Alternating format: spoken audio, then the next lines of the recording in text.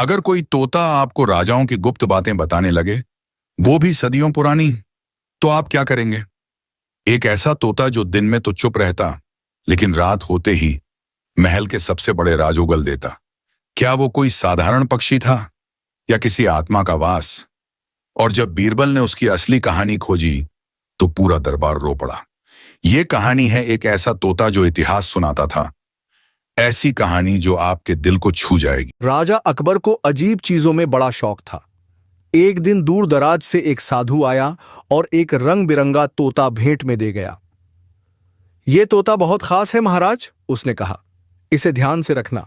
ये बोलता कम है, मगर जो बोलता है वो इतिहास होता है।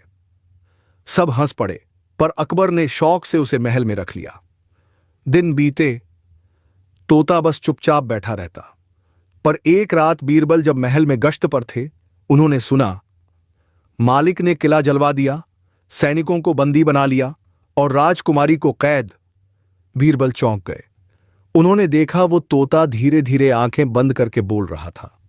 कोई कहानी नहीं, बल्कि कोई पुराना इतिहास था। अगली रात फिर वही हुआ। राजा पृथ्वीराज ने आखिरी बार तलवार उठाई और फिर वो खामोश हो गया। अब बीरबल को यकीन हो गया ये कोई मामूली तोता नहीं है। उन्होंने राजा से कहा, हुजूर, ये तोता किसी आत्मा की यादें ढो रहा है। ये इतिहास खुद जी चुका है। अकबर बोले, पर बीरबल, एक पक्षी इतिहास कैसे जान सकता है? बीरबल बोले, कभी कभी आत्मा नया शरीर ढूंढ लेती है। शायद ये किसी इतिहासकार की आत्मा है जो अधूरी कहानी सुनाने लौटी है। उन्होंने तोते की बातों को कागज पर लिखवाना शुरू किया और कुछ ही हफ्तों में पता चला वो बातें किसी भूले बिसरे राज्य की सच्ची कहानियां थीं। वो राज्य अब मिट चुका था, लेकिन उसकी यादें उस तोते में जिंदा थीं। एक रात तोता अचानक बोला और फिर उन्होंने मुझे पिंजरे में बंद कर दिया ताकि मैं कोई राज न उगल सकूं। सन्नाटा छा गया। बीरबल की आंखें नम हो गईं। इस तोते को कैद से आजाद करो महाराज, उन्होंने कहा। इतिहास को पिंजरे में मत रखिए। अकबर ने आदेश दिया, तोते को बाग में खुला छोड़ दिया जाए।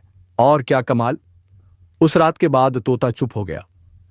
लेकिन बीरबल ने जो सुना उसे लिखवा लिया और उसी से बनी अकबर के महल की सबसे रहस्यमयी किताब। अगर आपको ये मज़ेदार कहानियाँ पसंद आई तो इस वीडियो को लाइक कर दीजिए और मेरे चैनल पर और भी ऐसी कहानियाँ सुनिए।